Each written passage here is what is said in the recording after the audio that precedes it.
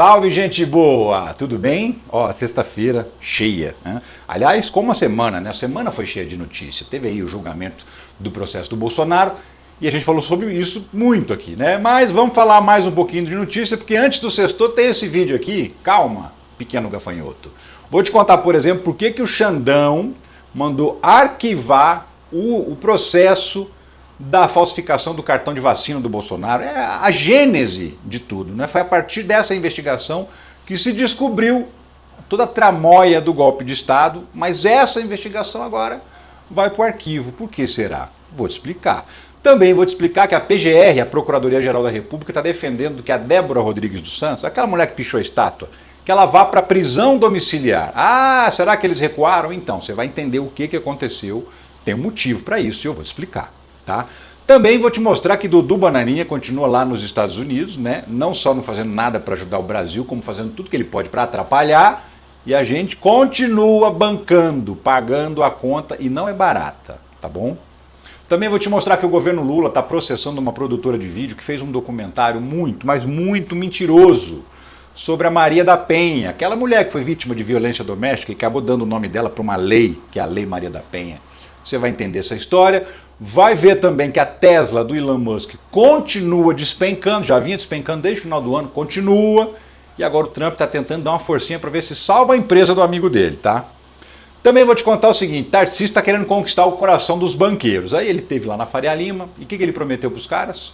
Vamos transformar o Brasil numa Argentina? Exatamente, vou te explicar essa história que é de arrepiar os cabelos, e também vou te falar dos índices econômicos, aqueles, né? Que geralmente a imprensa até faz matéria, mas esconde, nunca fica em destaque no site. Você tem que procurar, garimpar, para achar notícia boa sobre o Brasil. Porque notícia ruim está lá na manchete, notícia boa some. E eu vou te contar isso aqui também. Vem comigo, sou Ricardo Mello, sou explicador-geral da República, estou aqui para traduzir o politiquês, o juridiquês, o economês, para o bom e velho português, mas tem que ser aquele português, aquele que todo mundo entende, sabe? E ó, eu vou te pedir. Dá aquela dedada no like, se inscreve no canal, ativa o sininho, entra no nosso grupo de WhatsApp, porque lá o conteúdo sempre chega primeiro, você não perde nada. O link do grupo de Zap está aqui na descrição do vídeo. E se puder, se quiser, participe do financiamento coletivo, que é o que mantém esse trabalho no ar. Você pode ser membro do canal ou usar essa chave Pix aqui. A maioria usa ela. Mas se não puder, também relaxa, fica tranquilo. Deixa um engajamento aí, deixa um comentário, uma curtida, uma inscrição e tá pago. Mas vamos lá. Seguinte, primeira notícia que eu queria comentar com você é essa aqui. Moraes concorda com o PGR e arquiva a investigação de Bolsonaro no caso do cartão de vacina. Você lembra que o cartão de vacina é assim, a gênese dos problemas do Jair Bolsonaro. Começou ali as investigações e aí descobriram tudo, descobriram o golpe, descobriram outras coisas a partir dessa investigação do cartão de vacina. Vou te lembrar a história. O Mauro Cid fez um cartão de vacina falso para a esposa dele, para a filha dele, para ele, para o Bolsonaro, para a filha do Bolsonaro e para outras pessoas aí. A polícia descobriu, por quê? Porque estava lá nos dados do Ministério que o presidente, então o presidente, tinha tomado vacina da Covid, mas ele vivia dizendo que não tinha tomado. Então aí abriu-se uma investigação. A partir dessa investigação, puxou uma pena, veio a galinha, sabe? Apreenderam o celular do Mauro Cid e descobriram todo o esquema do golpe de Estado. Todinho, e não é à toa que o Bolsonaro está encalacrado, está encrencado com a justiça.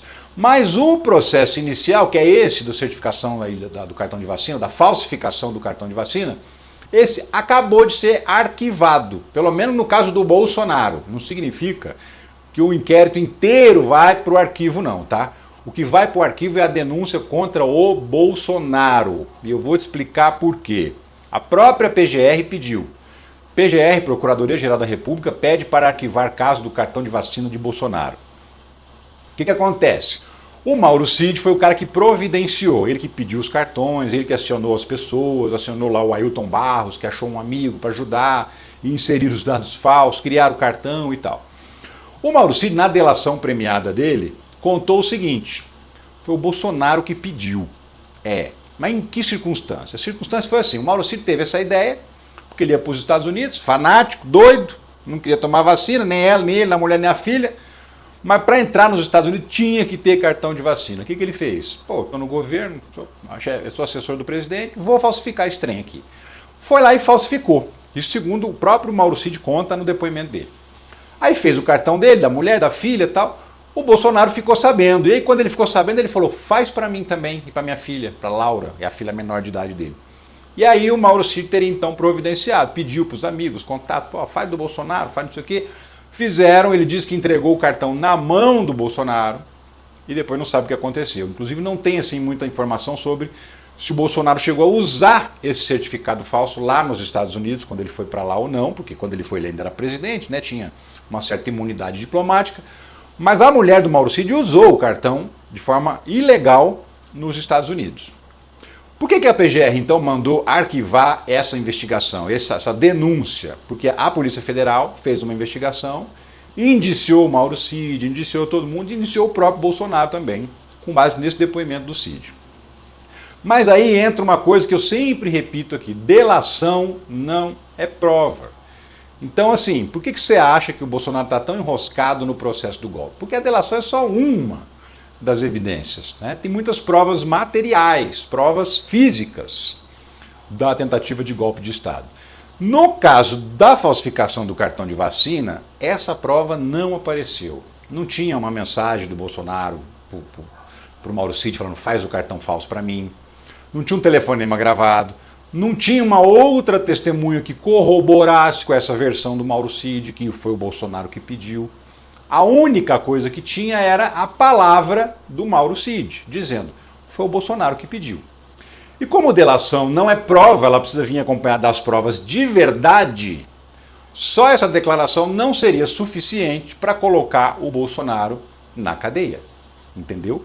E aí, por conta disso, o PGR falou, olha, não existe uma prova convincente de que foi o Bolsonaro mesmo que pediu. Não é que o crime não aconteceu, o crime aconteceu, outras pessoas vão continuar respondendo por isso, só que não dá pra gente provar que foi o Bolsonaro, que foi o mentor disso, ou que ele pediu expressamente um cartão de vacina falso. Não tem prova.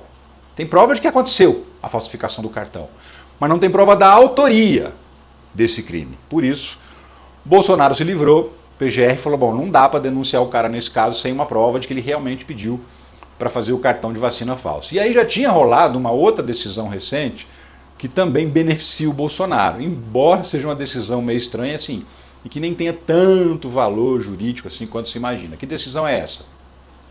Saiu esses dias, o Tribunal de Contas da União decide que joias sauditas não são patrimônio público, ou seja, decidiu que as joias não são da União, elas podem sim pertencer ao Bolsonaro, podem ser considerados presentes personalíssimos. Isso muda de alguma maneira a situação do Bolsonaro? Só um pouquinho, mas não muito. Te explico também. Administrativamente falando, a irregularidade do Bolsonaro de lançar joias como patrimônio pessoal, quando antes havia um entendimento que as joias eram patrimônio público, era uma irregularidade administrativa. Essa irregularidade sumiu, não existe mais. Se o TCU diz que as joias são dele, então beleza. Agora, onde que ainda mora o problema? Mora o problema que o Bolsonaro primeiro trouxe essas joias sem contar para ninguém. Né? Veio na mala, no avião, aquele esquema todo. E segundo, que ele tentou vender, chegou a vender e depois teve até que comprar de novo algumas coisas, você se lembra, né? Vender lá nos Estados Unidos. E isso continua sendo ilegal. O parecer do Tribunal de Contas da União, ele não tem um caráter assim de ser uma decisão judicial. Porque o Tribunal de Contas tem esse nome, tribunal, mas ele não é um tribunal de verdade, ele não pertence ao Poder Judiciário. E aí é o seguinte, do ponto de vista penal, criminal, não muda nada a situação do Bolsonaro. Por quê? Porque ele pegou o patrimônio, mesmo sendo dele, e tentou vender, e não pode. Esse é que é o ponto. Mesmo sendo dele o patrimônio, ele não pode vender. Exatamente.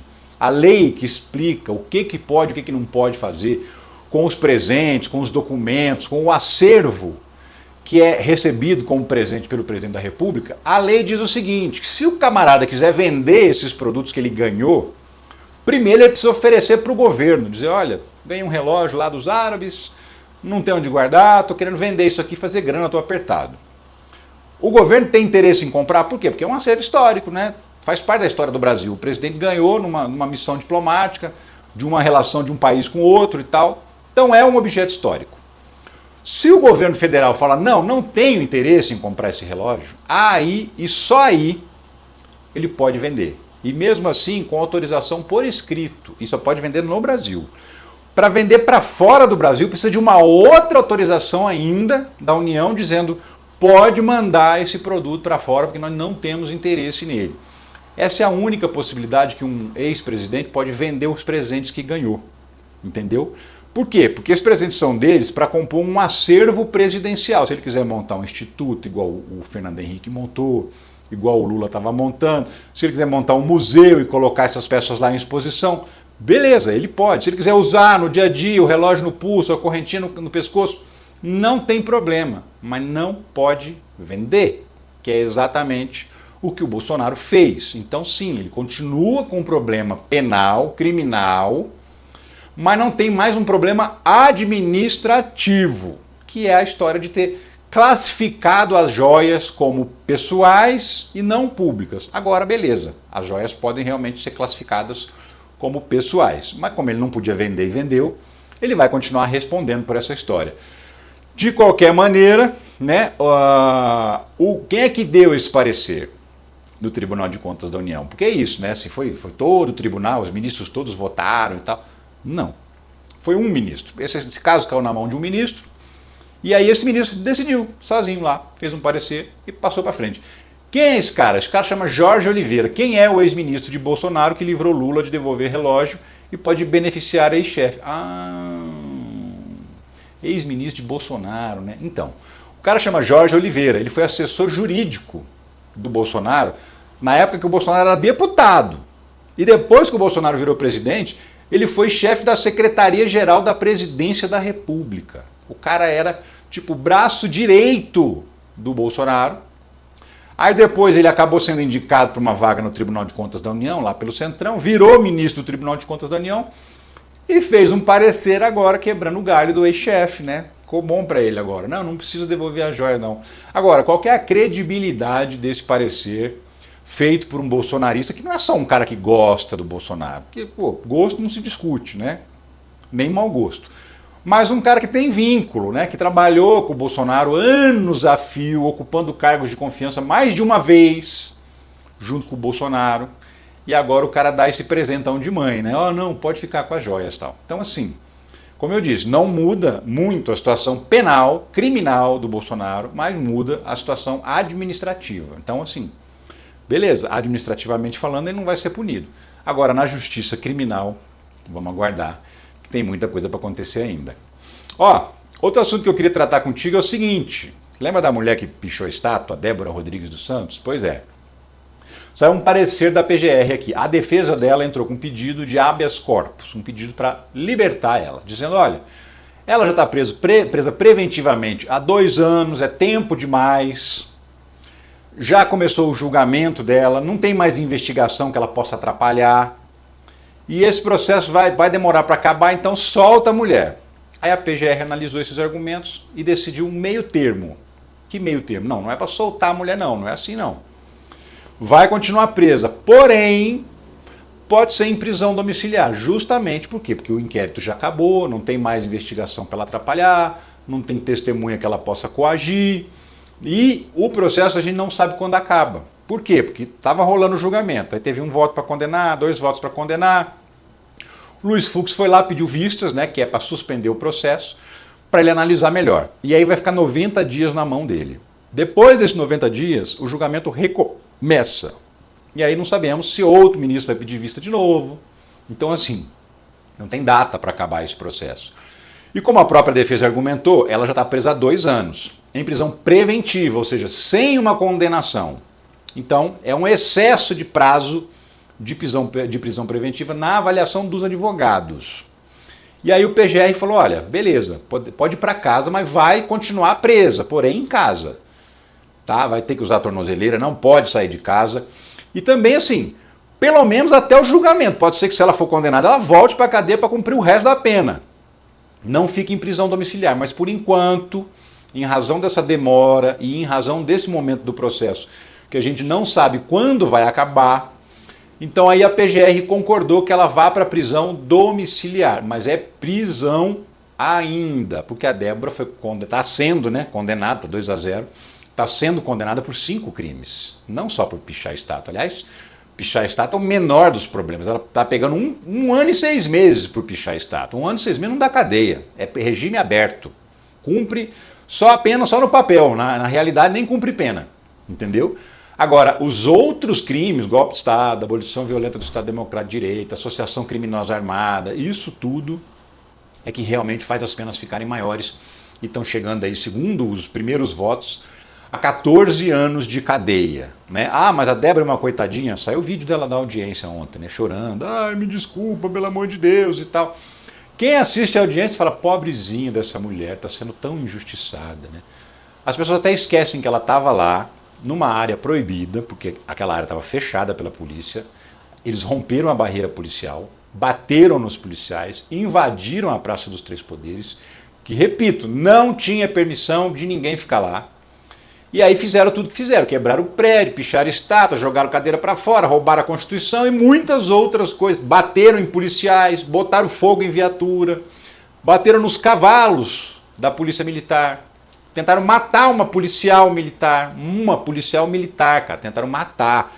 Bateram com uma barra de ferro na cabeça dela, ela só não morreu porque ela estava com um capacete blindado. O capacete aguenta tiro, mas ficou amassado, para você ter uma ideia. Então, assim, todo mundo que entrou, não importa se pichou a estátua, se riscou a vidraça, se não fez nada, entrou na turba, está cometendo o mesmo crime. E aí é o tal do concurso de pessoas, né? Porque todo mundo entrou junto. Então, neste caso, ela foi condenada, ou está sendo condenada, porque ainda está em andamento, por 5 crimes. E é por isso que ela pegou 14 anos de cadeia. O que pode acontecer? Na volta do julgamento, assim que o Fux liberar, pelas indicações dele, ele vai pedir uma redução aí na pena. Ele disse que acho que uns 10 anos tá bom. Se ela pegar 10 anos, ela sai da cadeia, porque ela já cumpriu 1/6 da pena. Ela sai imediatamente e vai continuar cumprindo no regime semiaberto.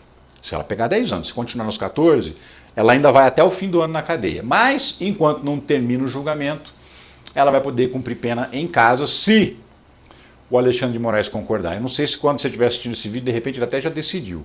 Mas o fato é que, neste momento, tem o parecer da PGR e ainda não tem a definição do Alexandre de Moraes sobre se ela vai ou não poder cumprir pena em casa. Mas tem o parecer da Procuradoria-Geral da República concordando com o argumento do advogado em partes. Porque o advogado queria que ela fosse libertada. Libertada, ela não vai ser não, tá? E ó, queria te contar uma outra história também. Você sabe, né, que o Eduardo Bolsonaro, do Bananinha, tá lá nos Estados Unidos, já falando sobre isso aqui, fugiu, né, fugiu na frente do pai, fugiu antes, e tá lá, aprontando tudo que pode e que não pode para ferrar o Brasil, fazendo articulações políticas para criar sanções contra o Brasil, contra a Suprema Corte Brasileira, contra o Ministério Público Federal, contra a Polícia Federal, né? E ele está fazendo tudo isso muito bem pago. Pois é. De licença e morando nos Estados Unidos, Eduardo recebeu o salário de 46 mil da Câmara em março. Então ele pediu a licença é não remunerada, só que esse mês que ele ficou lá aprontando tudo, porque assim, desde que o Trump venceu as eleições e tomou posse, o Trump tomou posse dia 20 de janeiro. Do dia 20 de janeiro para cá, a gente não está no dia 28 de março. O Eduardo foi 4 vezes para os Estados Unidos. Passou muito mais tempo lá do que aqui no Brasil. E no último mês, praticamente inteiro, esse mês agora de março, praticamente inteiro, ele está lá nos Estados Unidos. Ele só veio no período do carnaval e logo, rapidinho voltou para lá, mas recebendo. Então assim, só de salário, 46 mil reais. Só de verba de gabinete, porque o gabinete dele continua funcionando, os assessores continuam todos lá, mais de 150 mil reais por mês. Tudo isso foi gasto agora com assessores do Eduardo Bolsonaro, enquanto o Eduardo Bolsonaro nem é mais deputado nesse momento. Mas ele aproveitou e levou mais uma pequena bolada do nosso dinheiro suadinho, que a gente paga de imposto, e foi lá bancar um sujeito que está fazendo de tudo para ferrar o Brasil, né? Cometendo crime contra a soberania nacional. Mas espera que o dele está guardado. Pois é. Queria te contar o seguinte, o governo foi para cima de uma produtora de vídeo, de documentário, ou documentário entre aspas, né? Que andou inventando umas histórias sobre a Maria da Penha. A Brasil Paralelo, você já deve ter ouvido falar, até porque eles adoram anunciar em canais de política e aparece aqui o anúncio deles. Muita gente já falou, não aguento mais ver anúncio da Brasil Paralelo. Eu te dou uma dica, quando aparecer para você, clica no anúncio. Sabe por quê? Porque eles pagam por clique. Quando você clica, é cobrado deles. Arranca dinheiro deles e não adianta nada, porque obviamente você não vai cair na balela deles, na propaganda deles. Então assim, quando aparecer, clica. Clica para fazer eles gastarem dinheiro à toa. beleza? Inclusive uma fração desse dinheiro que você faz eles gastarem vem para esse cara que vos fala aqui. Então é uma maneira da gente duplamente se ajudar. A gente faz eles gastarem dinheiro à toa, esse dinheiro vem para nós e mesmo assim eles não conquistam clientes novos. Essa é a dica para você quando aparecer aqui uma propaganda da Brasil Paralelo. Mas enfim, a Brasil Paralelo está sendo processada pelo governo, olha lá. A Advocacia Geral da União processa a site por desinformação sobre o caso Maria da Penha e pede indenização de R$500 mil. Uma grana. Mas por quê? Porque a Brasil Paralelo tem bala. Ela é uma empresa que é bancada com investimento internacional, ela também vende assinaturas e tem uma boa base de assinantes, então ela tem muita grana, tá? Tem dinheiro externo e tudo, tem muita grana. Tanta grana que eles fazem esse conteúdo e eles ainda divulgam, fazem propaganda para divulgar esse tipo de conteúdo. E aí, eles fizeram uma matéria recentemente, 2023. Ex-marido de Maria da Penha diz que é inocente e que ficou preso sem ver as filhas por causa de uma mentira. Eles fizeram um documentário ouvindo só a versão do agressor. O que aconteceu com a Maria da Penha? Ela foi baleada. Ele tentou matar ela. E aí não conseguiu, mas ela ficou paraplégica, está numa cadeira de rodas até hoje. E justamente esse caso dela virou inspiração para se criar a lei de Maria da Penha, que é uma lei de proteção à mulher contra a violência. E aí levou o nome dela, Lei Maria da Penha, que todo mundo conhece, né? E aí a Brasil Paralelo contou essa história num filme, num documentário, que de documento mesmo, não tem muita coisa, justamente falando, não, o agressor é um coitadinho e a vilã mesmo é a vítima, é a Maria da Penha. Né? E aí qual foi o resultado disso? Além da desinformação, claro, a Maria da Penha começou a sofrer ameaças. A própria Brasil Paralelo gastou uma baba para divulgar esse documentário. Brasil Paralelo gastou 300 mil em anúncios contra a Maria da Penha. E ó, isso aqui, 300 mil, é só na Meta, Facebook e Instagram. Tá? Não está incluída aí propaganda no YouTube, não está incluído propaganda em outras plataformas. 300 mil para divulgar o documentário, né? Curioso, né? Gastar tanto dinheiro para divulgar um filme que você vende por assinatura. Não sei nem se dá lucro. Aliás, nem sei se eles têm interesse de fazer a empresa dar lucro. Ou talvez o interesse seja justamente ficar disseminando essas versões absurdas, né? O documentário da Brasil Paralelo influenciou ataques da extrema-direita contra Maria da Penha, agora sob proteção do Estado. Sim, a partir desse documentário, ela começou a sofrer uma série de ameaças nas redes sociais. Muita gente atacando, ameaçando, xingando, dando informações da vida pessoal dela, demonstrando que é gente perigosa mesmo, né? Maria da Penha terá proteção do Estado após Brasil Paralelo defender agressor. Sim, o Estado do Ceará, que é onde ela mora em Fortaleza, precisou colocar escolta policial para Maria da Penha, em casa e também quando ela sai. E ela sai para dar palestra, para participar de eventos relacionados à proteção da mulher, e ela tem que andar agora com escolta. Imagina, a mulher está numa cadeira de rodas, porque o ex-marido tentou matar, e agora ela virou vítima de agressões, porque alguém resolveu contar uma história mentirosa dizendo que a culpada era ela, que a vilã era ela, a mulher que levou um tiro e está numa cadeira de rodas. Então, por conta dessa mentira e desses desdobramentos ao ponto da mulher estar ameaçada, está tendo que andar com proteção policial e tudo mais, o governo, por meio da Advocacia Geral da União, entrou com um processo exigindo essa indenização de R$500 mil pelas mentiras que foram contadas no filme da Brasil Paralelo, que infernizaram a vida dessa mulher, né?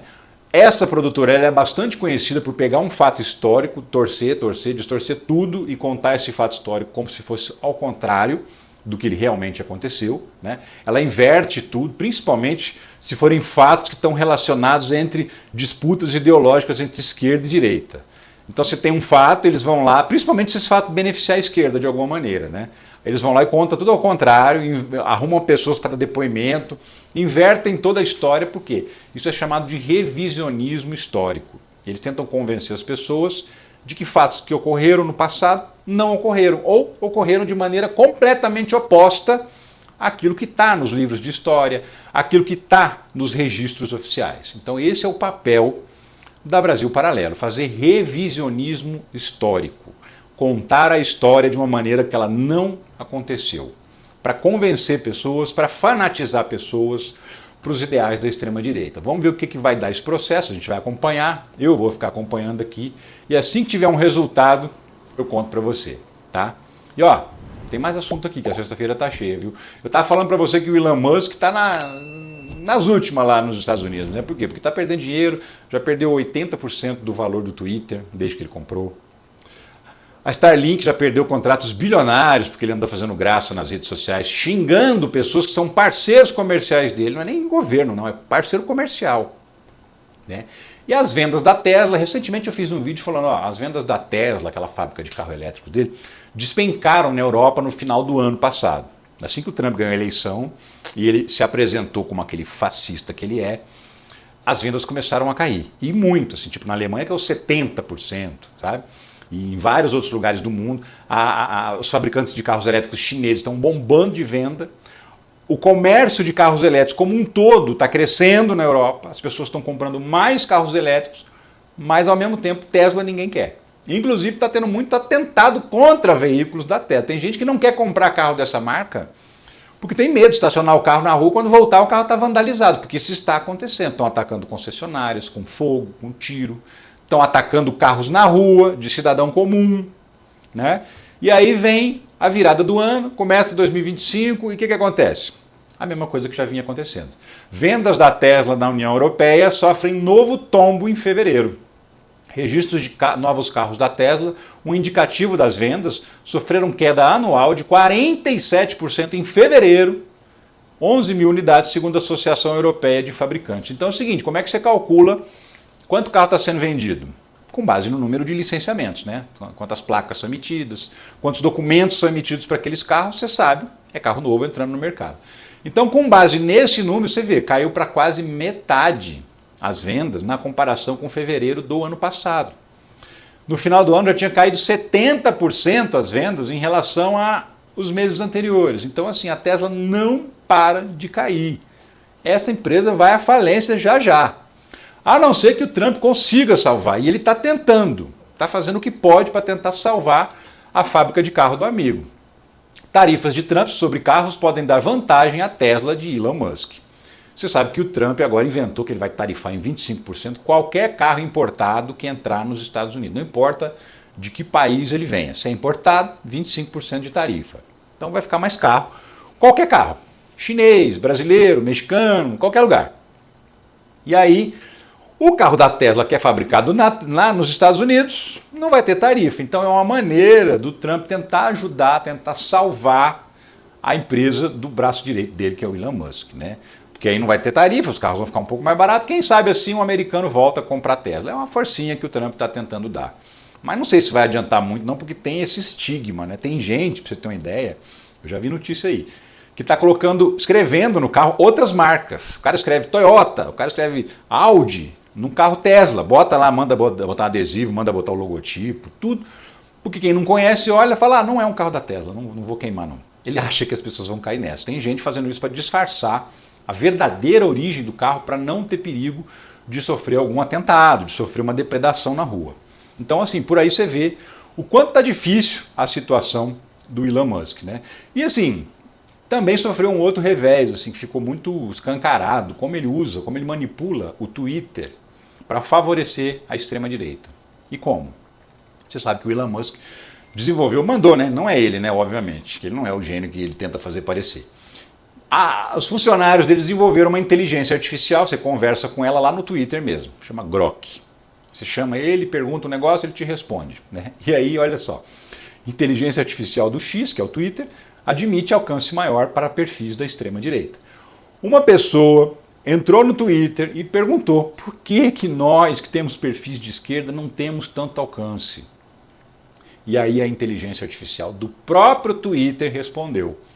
E respondeu dizendo, desde que o Elon Musk comprou, ele abriu o flanco e mandou exibir todos os posts da extrema-direita, escondeu os posts da esquerda.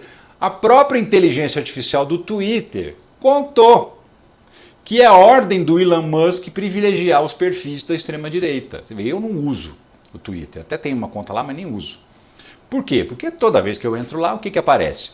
Só gente que eu não sigo, só extremista de direita, de cima e embaixo. Eu abro o aplicativo, começa a correr a tela e só aparece gente de extrema direita. As pessoas que eu sigo nem aparecem para mim, só aparece gente que eu não sigo. Aparece o Elon Musk toda vez E aparece um monte de deputados e de influenciadores de extrema-direita que existem aqui no Brasil. Então, assim, só tem um discurso lá.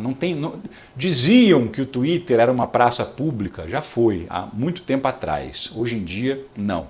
É um cercadinho da extrema-direita. E ele está tentando fazer isso para conquistar corações para esse ideal de extrema-direita, e o resultado disso é a empresa só despencando, só despencando. Ele pagou 44 bilhões de reais no Twitter, hoje ele vale 9 bilhões de reais, já perdeu mais de 80% do valor de mercado. É muita grana. E assim, ele comprou o Twitter não com o dinheiro dele, porque se ele tivesse comprado com o dinheiro dele, é azar, né? Perdeu, tchau e benção. Mas não, ele foi buscar dinheiro com investidores, com empresários, com gente que acreditou, ainda não sabia, talvez, gente que ainda não soubesse que o Elon Musk é esse escrotão, foi lá e botou bilhões de dólares para ajudar ele a comprar, compraram participações no Twitter, e agora está todo mundo no prejuízo, mas num prejuízo assim, grande, lascado mesmo, todo mundo, tá? Porque o Elon Musk resolveu usar a ferramenta como instrumento político. Pois é. Ó, por falar em extrema-direita, política e internacional, o Tarcísio está doido para conquistar o coração dos banqueiros. Ele já é meio favoritão lá na Faria Lima, né? E aí ele teve lá na Faria Lima, participar de um evento lá com os operadores do mercado financeiro, e aí ele praticamente soprou no ouvidinho dos banqueiros o quê? Música. Que música? Vamos transformar o Brasil na Argentina. É exatamente isso, você vai ver o reflexo disso. Tarcísio elogia Milei e critica a isenção do imposto de renda em fala na Faria Lima. Sim, o Tarcísio acha que você, que ganha até 5 mil por mês, não deve ser isento de pagar imposto de renda. Sim, ele não fala isso em público. Pode ir lá na rede social do Tarcísio que você não vai encontrar um vídeo dele falando isso. Mas lá fechadinho para os banqueiros, ó gente, esse negócio de... Porque é o seguinte, esses banqueiros que estavam lá falando com ele, é justamente a galera que vai passar a pagar imposto para as pessoas que ganham até 5 mil não pagarem. Então ele foi lá falar exatamente o que os caras queriam ouvir. Olha, esse negócio de não cobrar imposto de pobre tá errado. E elogiou a política que o Milei vem fazendo na Argentina. Não, é isso mesmo, está no caminho certo, vai salvar a Argentina, maravilhoso. Ou seja, se ele virar presidente, e ele é o verdadeiro candidato da extrema-direita, né, porque o Bolsonaro fica nesse teatrinho aí falando que vai ser candidato, que ele é o plano A, B ou C e tal, ele sabe que não vai. E vai ser o Tarcísio, né? E aí, assim, ele pretende ser presidente e, se conseguir, ele vai nos transformar na Argentina. E o que significa transformar o Brasil na Argentina? Então, significa, por exemplo, inflação recua. A inflação lá era 290% ao ano, caiu para 84%. Nossa, ele diminuiu a inflação a menos de 1/3. Então, calma aí. Inflação recua, mas consumo cai e qualidade de vida piora. Entenda o cenário atual e futuro da Argentina de Milei. Por que a inflação recuou?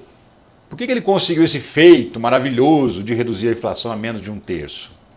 Queda da inflação na Argentina é resultado de recessão, diz economista. Esse economista é economista do mercado financeiro, não é ninguém do governo, não é um petista, nada disso. É um banqueirão. Tá? O que o cara falou? Bom, o argentino não tem dinheiro, tá tudo caríssimo, então ele não tem como comprar. Não compra comida, não troca de carro, não compra roupa, não compra sapato, não compra livro, não compra nada, porque não tem grana. Se você não está vendendo, por que você vai aumentar o preço? Se a sua loja não está vendendo nada, como é que você vai aumentar o preço? Não vai, né? Então é isso. Você reduzindo a atividade econômica do país, você também faz com que a inflação caia. Por quê? Por falta de demanda. Se falta demanda, significa que sobra produtos. Se sobra produtos, o preço desses produtos cai. Né? Então a inflação parou de crescer naquela velocidade justamente porque as pessoas argentinas não têm dinheiro para gastar. O Milei cortou benefícios sociais, o Milei mandou milhares de funcionários públicos embora, o Milei cortou remédio para aposentado, cortou programas sociais de auxílio a pessoas mais pobres. Então a Argentina hoje, mais da metade da população da Argentina está na miséria, não tem dinheiro para comprar nada. A Argentina se transformou num dos países mais caros do mundo. Um cafezinho lá na Argentina é preço de, sei lá, de França, sabe? É caríssimo, absurdo. Então, assim, se está reclamando do preço do ovo aqui, vai ver o preço do ovo lá na Argentina. Então, esse é o motivo da redução da inflação. O que adianta não ter inflação se você também não tem dinheiro? Do que adianta um produto estar barato ou não crescer o preço Se você não tem grana para ir lá comprar ele, ah, beleza, esse celular aqui custa R$1.000 esse mês, daqui a 6 meses ele vai estar custando os mesmos R$1.000. Que lindo! Mas eu não tenho R$1.000 para comprar esse celular. Então adiantou o que ele continuar no mesmo preço? Essa é a situação da Argentina nesse momento. E é isso que o Tarcísio está prometendo. Então, assim, se ele está elogiando o Milei, porque o Milei cortou benefício social, se o Milei cortou remédio de aposentado, se o Milei mandou funcionário público embora, o que o Tarcísio vai fazer se virar presidente? As mesmas coisas, né? Então, assim, pode esperar corte no Bolsa Família, no Vale Gás, pode esperar corte no pé de meia, corte em tudo quanto é gasto que o governo tem com o pobre. Vai cortar. Deixa o pobre se virar, deixa o pobre se lascar. Vamos reduzir o gasto do Estado, porque ao reduzir o gasto do Estado, eu tiro o dinheiro da mão do povo. E se eu tiro o dinheiro da mão do povo, o povo não compra. E se o povo não compra, o preço não sobe. Essa é a fórmula mais fácil de se acabar com a inflação. Simplesmente tira o dinheiro do povo. Você lembra do sequestro da poupança do Collor? Não sei se você estava vivo nessa época, mas se estava, você lembra. Ou se não estava, você já deve ter estudado sobre isso. O Collor detonou com a inflação, que estava em 80% por mês. Quando ele tomou posse, derrubou a inflação para 3%. Como? Sequestrou a poupança de todo mundo. Você estava lá com o seu dinheirinho no banco, simplesmente não podia tirar. Ficou bloqueado. 18 meses, 1 ano e meio. Então, se você não tem dinheiro, porque você não consegue sacar o seu dinheirinho do banco, você vai comprar onde? Você vai comprar um tênis novo? Você vai comprar um carro novo? Você vai trocar de casa? Você vai comprar uma geladeira? Não. Então, se ninguém comprar absolutamente nada, porque não tem dinheiro, como é que a inflação vai subir? Não sobe. Então, assim, beleza, o Collor derrubou a inflação lá embaixo. Durou pouquíssimo essa situação, por quê? Porque o brasileiro ficou miserável. Então, não adianta ter zero inflação e, ao mesmo tempo, você também ter R$0 no bolso para gastar, que foi o que aconteceu no governo do Collor. E agora é o que está acontecendo no governo da Argentina. E o Tarcísio diz, não, isso que é o certo. O Milei que é o cara. Inclusive, tem uma outra questão aí. O Milei agora criou umas medidas para manter o dólar, para não oscilar, não subir e descer a cotação do dólar. Então ele estabeleceu um câmbio fixo, tabelado. Mas como é que você tabela o dólar? Porque o dólar oscila o tempo todo. Como? Interferindo no mercado, vendendo dólar para derrubar o preço. E aí manter o preço lá onde você quer. Mas que dólar que a Argentina vende? Então, os dólares das reservas internacionais do Banco Central. Então daqui a pouco, daqui 1 mês, 2, acaba esses dólares. Não vai ter mais reserva para ser vendida. E aí o que vai acontecer? O dólar vai disparar. Espera, guarda esse vídeo aqui, pega o link, copia o link, guarda num arquivo, para daqui a 3 meses você voltar aqui e assistir de novo. A Argentina, os preços vão disparar daqui a alguns meses, porque vai acabar as reservas internacionais de dólares, porque está torrando tudo para tentar manter artificialmente o dólar parado, o dólar sem subir nem descer. Não é diferente do Brasil, que tem esse câmbio flutuante. E o preço que os argentinos vão pagar por isso é ainda mais caro. Por quê? Essa inflação está represada agora, porque ele está fazendo isso. A hora que acabar o dinheiro para ele vender, os dólares para ele vender, o dólar vai disparar e os preços que já estão elevados, como eu falei, a Argentina é um dos países mais caros da América Latina, hoje, os preços vão subir ainda mais. A Argentina vai quebrar. Quebrar. Ainda em 2025. Espera para ver. Eu vou te contar isso aí também assim que acontecer. Enfim, já que a gente está falando de economia, a Argentina na pior, né? E o Brasil, tá como? Importante você saber isso também, porque notícia boa não aparece, né? Até tem notícia boa. O pessoal faz uma notinha, faz uma matéria, mas esconde no site, põe num cantinho, põe no rodapé, põe embaixo. Deixa desse tamanhozinho assim, a manchete desse tamanho, né? E geralmente a manchete é notícia ruim. Ah, o dólar subiu porque o Lula falou alguma coisa. Manchetona. Ah, o dólar caiu porque o Lula falou alguma coisa. Esconde lá no cantinho. É assim que funciona. Mas não aqui. Aqui a gente conta as coisas do jeito que elas são. Olha essa notícia de hoje aqui, que maravilhosa. O Brasil tem saldo recorde de 432 mil empregos com carteira assinada em fevereiro. Resultado é o melhor da série histórica do novo CAGED. Números são positivos nos 5 setores avaliados e nas 5 regiões. Todo o Brasil e todas as áreas de atuação tiveram crescimento de vagas. O total de brasileiros com vínculos formais, que é carteira assinada mesmo, chega a 47,7 milhões de pessoas. Em 12 meses, 1.781.000 empregos criados. Essa é a situação. Muito acima do que esperava, adivinha quem? Os analistas do mercado financeiro. Os analistas do mercado financeiro. Em janeiro, eles já tinham previsto que ia ter uma merrequinha de vaga de emprego e deu tipo 3 vezes mais, deu 100 e tantas mil vagas criadas em janeiro. Janeiro é um mês ruim, né? Porque passou Natal, passou Ano Novo, passou Black Friday. As lojas contratam muita gente para poder as vendas de fim de ano, para atender, né, os clientes de fim de ano. E depois manda todo mundo embora quando chega janeiro. Então, geralmente janeiro é um mês ruim. E mesmo assim, janeiro gerou mais de 100 mil vagas. E eu estou falando de vagas com carteira assinada. Não estou falando de MEI, não estou falando de informais, nada disso. Só carteira assinada, tá? É o registro do CAGED. CAGED o que é? Cadastro Geral de Empregados e Desempregados. Deu baixa na tua carteira, vai parar no CAGED. Assinou tua carteira, vai parar no CAGED. Então o CAGED sabe exatamente quantas pessoas foram demitidas e quantas pessoas foram contratadas num determinado período. Faz a conta, demitiu mais ou contratou mais. Então a gente tem o saldo. E o saldo de fevereiro, quase 500 mil de empregos, 432 mil vagas de emprego formal, com carteira assinada. Tá? Esse é o resultado e não é o único não. Ó. Mercado imobiliário bate recorde em 2024, com alta de 18,6% nos lançamentos. A inflação foi 4,80%. O mercado imobiliário cresceu 4 vezes mais do que a inflação. 4 vezes mais. Isso é lançamento de imóvel novo, tá? Empreendimento, conjunto habitacional, aqueles prédios MRV, condomínio de luxo, casa comum, apartamento comum, tudo. Mas imóveis novos, construídos e lançados agora. Ou seja, aqueles imóveis que geram muitos empregos, né? Por quê? Porque construir um prédio gera muito emprego. E é esses imóveis que cresceram quase 19%, 18,6%. E a rentabilidade dos imóveis subiu quase 20%, subiu para 19,1% em 2024 e bate recorde. Mas há ressalvas aqui está dizendo.